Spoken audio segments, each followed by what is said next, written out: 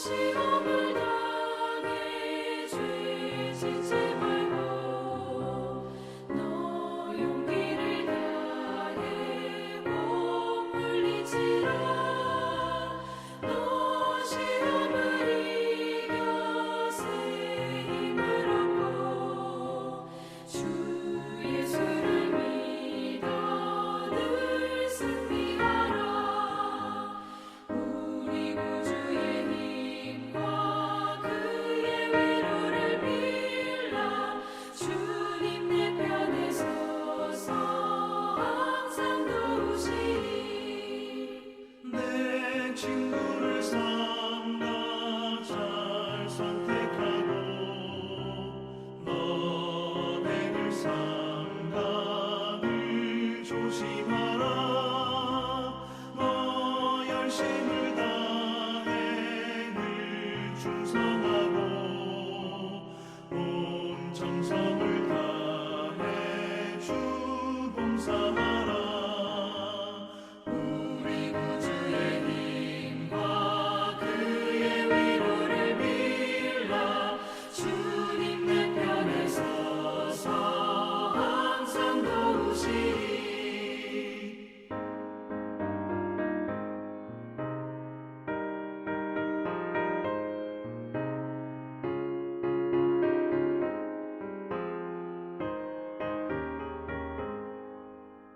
잘 이기는 자는 상 받으리니 너 낙심치 말고 늘 전진하라. 내 구세주 예수 힘 주시리니 주 예수를 믿어 늘 승리하라. 우리 구주의 힘과 그의 위로를 빌라. 주님 내 편에 서서 항상 도우시리.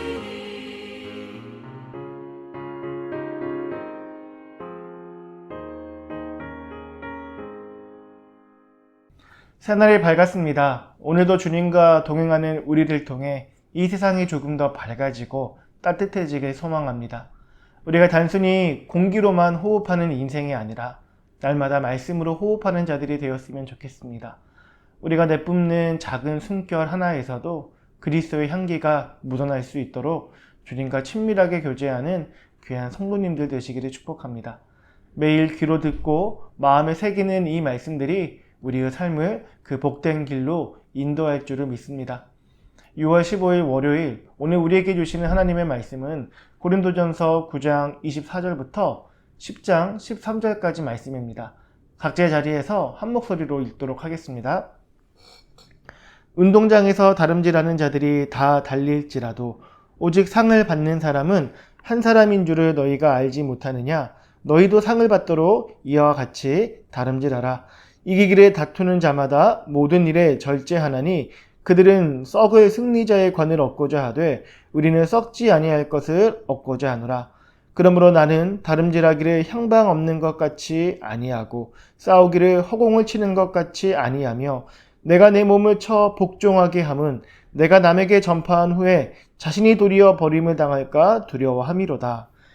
형제들아, 나는 너희가 알지 못하기를 원하지 아니하노니 우리 조상들이 다 구름 아래에 있고 바다 가운데로 지나며 모세에게 속하여 다 구름과 바다에서 세례를 받고 다 같은 신령한 음식을 먹으며 다 같은 신령한 음료를 마셨으니 이는 그들을 따르는 신령한 반석으로부터 마셨음에 그 반석은 곧 그리스도시라. 그러나 그들의 다수를 하나님이 기뻐하지 아니하셨으므로 그들이 광야에서 멸망을 받았느니라. 이러한 일은 우리의 본보기가 되어 우리로 하여금 그들이 악을 즐겨한 것 같이 즐겨하는 자가 되지 않게 하려 함이니 그들 가운데 어떤 사람들과 같이 너희는 우상 숭배하는 자가 되지 말라. 기록된 바 백성이 앉아서 먹고 마시며 일어나서 뛰논다 함과 같으니라. 그들 중에 어떤 사람들이 음행하다가 하루에 23,000명이 죽었나니 우리는 그들과 같이 음행하지 말자.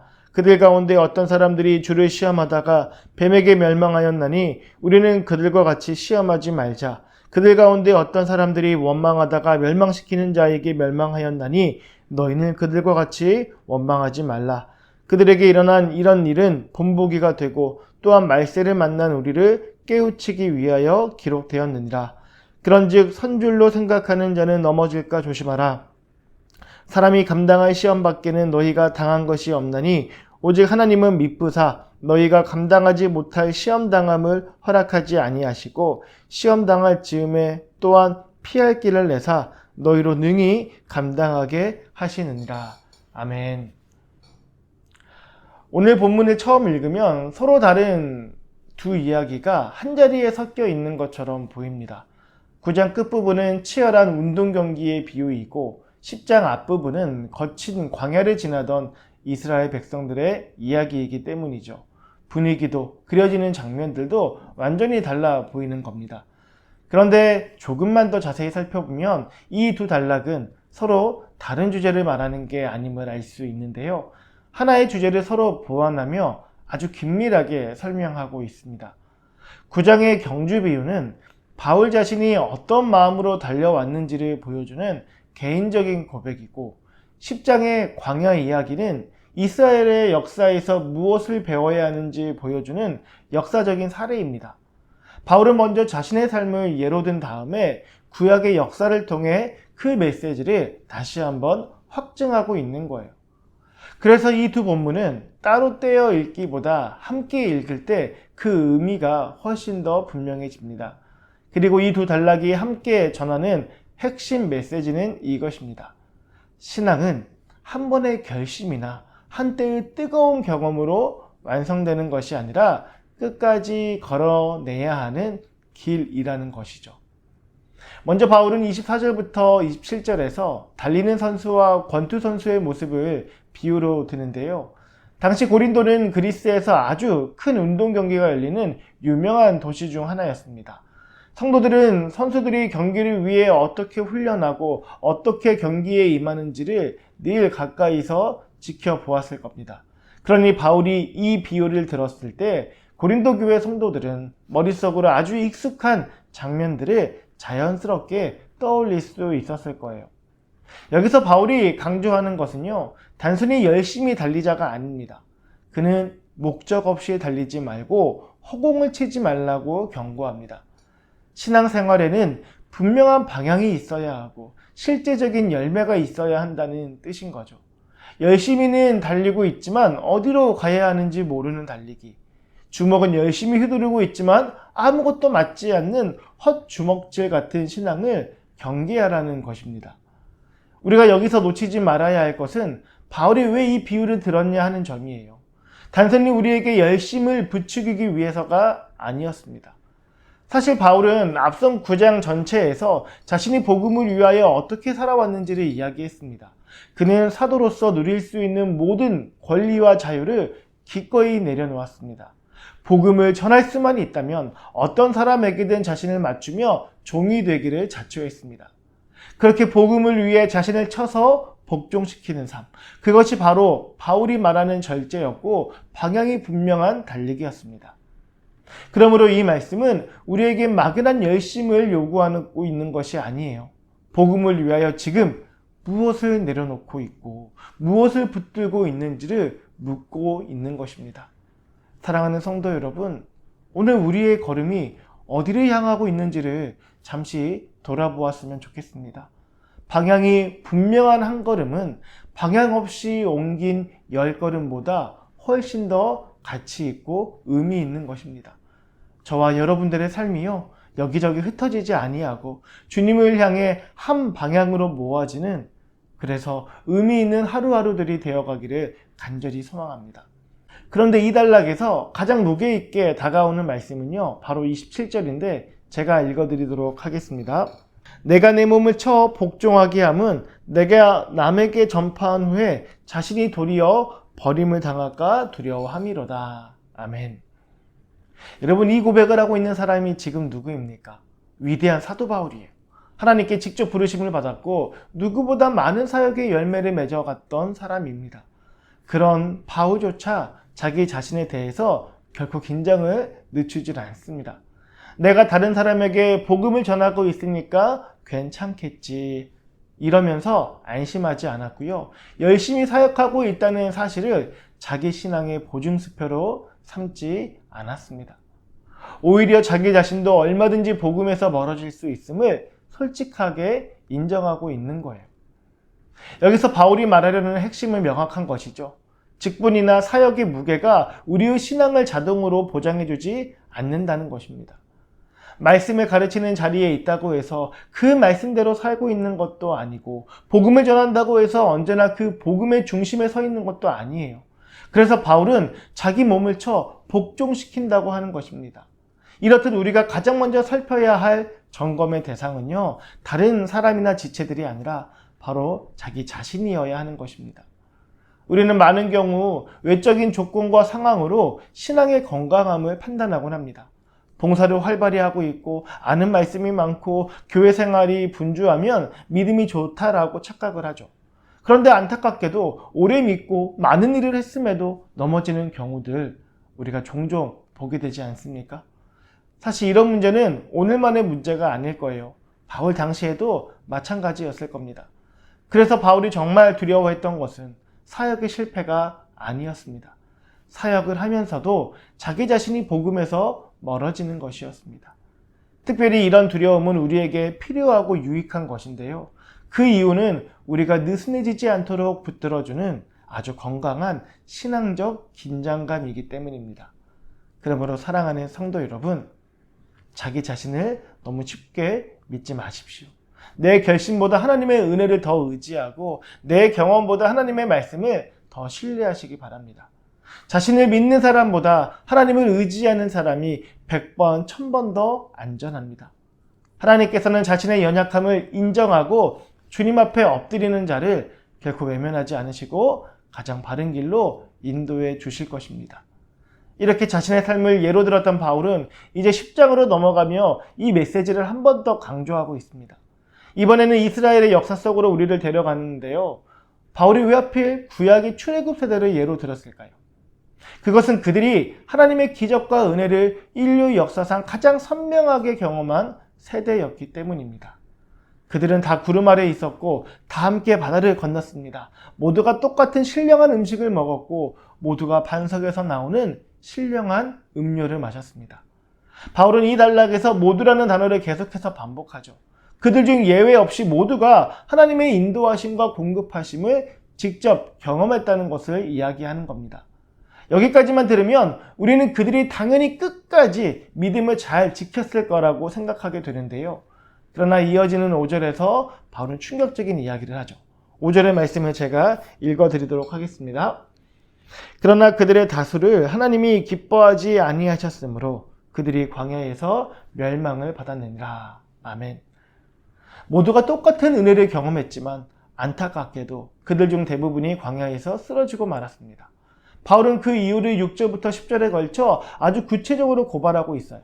바로 우상숭배, 음행, 하나님을 시험한 것, 그리고 원망이었습니다.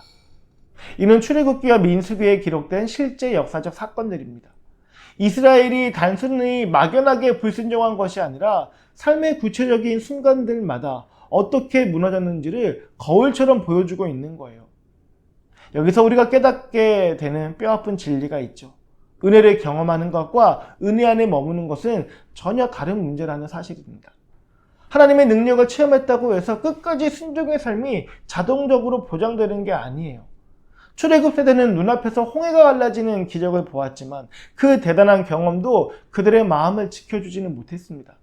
몸은 광야에 있었지만 마음은 끊임없이 애굽을 그리워했고 결국 하나님이 아닌 다른 것들을 향해 삶이 기울어져 있었기 때문입니다.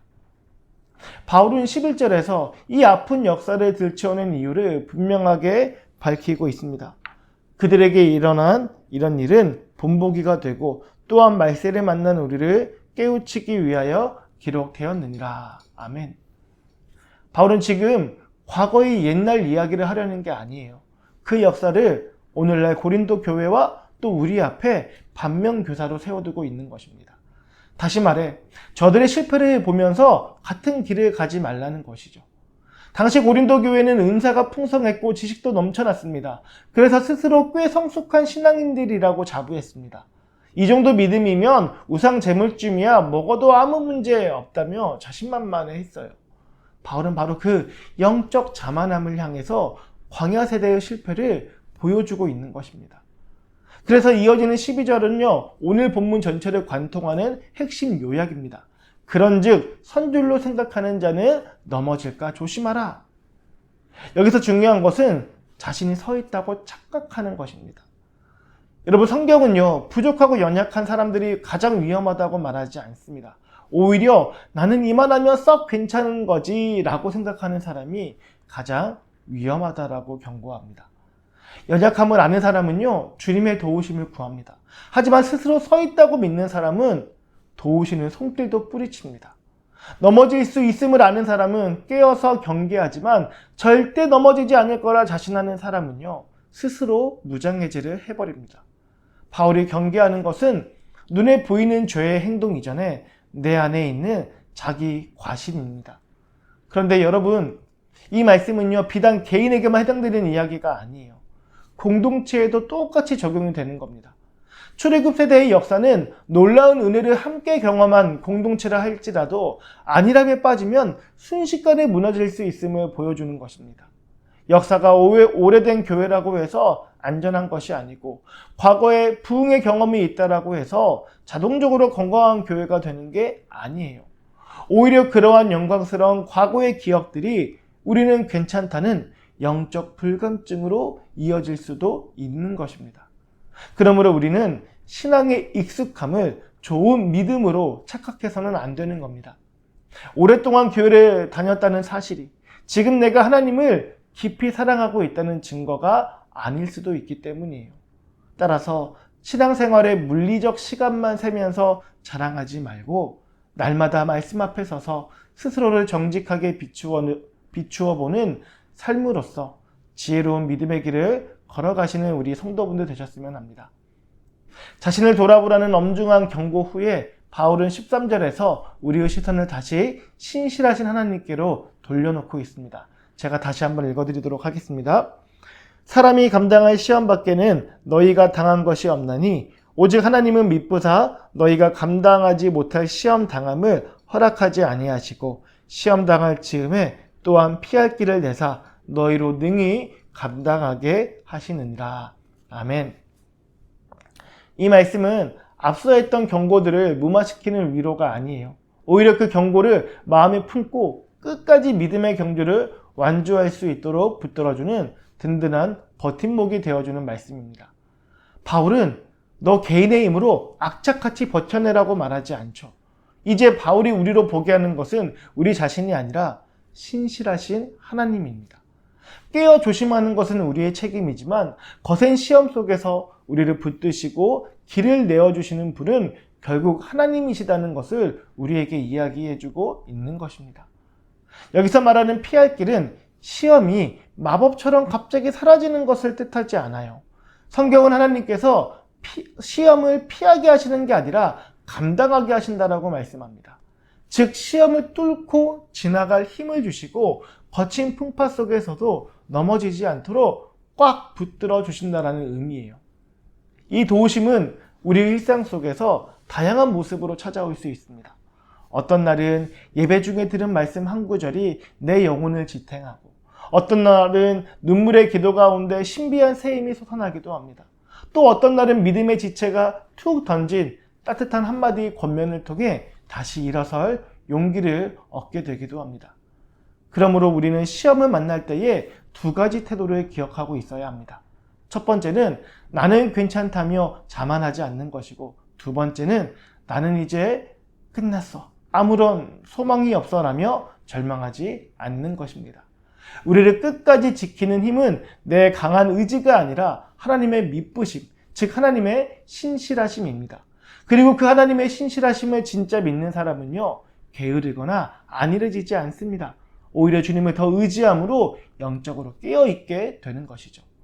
사랑하는 성도 여러분, 그래서 오늘 본문은 우리의 아주 구체적인 일상을 비추어주는 말씀이에요. 우리는 매일 크고 작은 선택의 기로에 서 있습니다.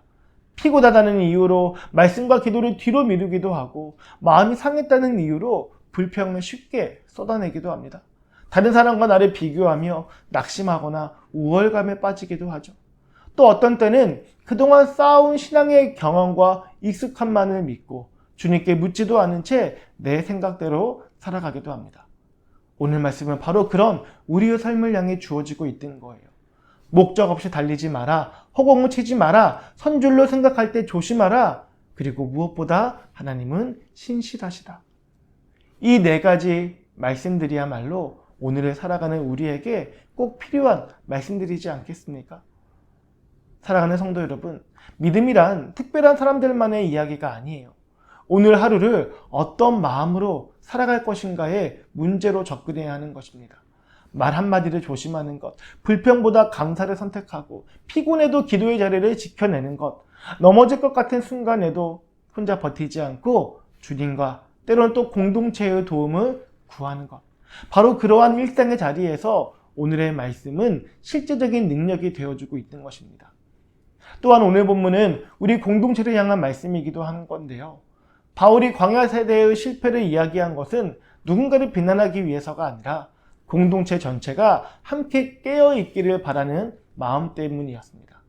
신앙은 혼자 달리는 경주가 아니라 함께 걸어가는 길이에요. 그러므로 건강한 교회는 우리는 괜찮다고 생각하며 안심하는 곳이 아니라 서로를 깨어있을 수 있도록 세워주는 곳이어야 합니다. 누군가 흔들릴 때 정죄하기보다 하나님의 약속을 함께 붙들어주고 누군가 자만할 때에도 말씀 앞에 함께 서보자고 권할 수 있는 공동체가 될 수 있어야 합니다. 서로를 위하여 기도하고 붙들어주며 끝까지 믿음의 길을 걸어갈 수 있도록 도와주는 공동체. 우리 채움과 비움의 교회가 바로 그런 교회가 되기를 소망합니다. 말씀을 정리해 볼까요?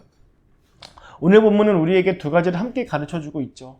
하나는 자신을 과신하지 말라는 권면이고 다른 하나는 하나님은 신실하시다는 약속이에요. 이 둘을 우리는 함께 붙들어야 합니다. 나를 믿지 않는 겸손은 하나님의 신실하심을 신뢰할 때에 비로소 건강해집니다. 반대로 하나님을 신뢰한다고 말하면서 자신을 돌아보지 않으면 어느새 영적 자만에 빠질 수 있습니다. 혹시 나는 오래 믿었으니까 괜찮아, 나는 직분자니까 괜찮아, 이런 생각 속에 머물러 계셨다면 오늘 말씀 앞에서 자신을 다시 한번 돌아보시기 바랍니다. 반대로 나는 왜 이렇게 자주 넘어질까 하면서 낙심하고 계신 분이 계셨다면 13절의 약속을 꼭 붙드시기를 바랍니다. 하나님은 신실하신 분이세요. 우리가 감당하지 못할 시험 가운데 내버려 두지 않으시고 필요한 도움을 허락하시며 끝까지 걸어갈 힘을 주시는 분이십니다. 그러니 자신의 결심만 믿고 버티려 하지 마십시오. 하나님의 은혜를 의지하십시오. 내 능력을 자랑하기보다 주님의 손을 붙드시길 축복합니다. 하나님께서는 그렇게 겸손히 주님을 의지하며 걷는 사람을 기뻐하시고 그 걸음을 끝까지 붙들어 주실 것입니다. 오늘 우리의 하루가 목적 없이 흩어지지 않고 주님을 향해 분명한 방향을 가지고 걸어가는 복된 하루 되었으면 좋겠습니다. 오늘 말씀을 기억하며 이렇게 기도하는 하루가 우리가 삼았으면 좋겠습니다. 주님, 우리는 너무 쉽게 익숙해지고 그 익숙함 속에서 안심을 합니다. 사람들 앞에서는 믿음이 있는 것처럼 보일 때가 많았지만 주님 앞에서는 마음이 느슨해졌던 우리의 연약한 모습을 고백합니다. 우리에게 발과 같은 겸손을 주셔서 늘 자신을 돌아보게 하시고 과거의 은혜에 머무르지 않고 오늘도 순종의 길을 걸어가게 하여 주시옵소서. 또한 시험 앞에서 내 힘을 의지하지 않게 하시고 주님의 신실하심을 더욱 굳게 붙들게 하여 주시옵소서. 흔들릴 때마다 피할 길을 내시고 감당할 힘을 주시는 하나님을 신뢰하게 하시며 말씀과 기도와 또 공동체를 통해 우리를 붙들어 주시옵소서. 오늘도 목적 없이 달리지 않게 하시고 허공을 치는 삶이 아니라 주님을 향해 분명하게 걸어가는 삶을 살게 해주실 줄을 믿습니다. 우리의 연약함보다 크신 하나님의 은혜도 기대합니다. 우리 내일도 겸손한 마음과 자세로 주님 말씀 앞에서 함께하기를 소망합니다. 감사합니다.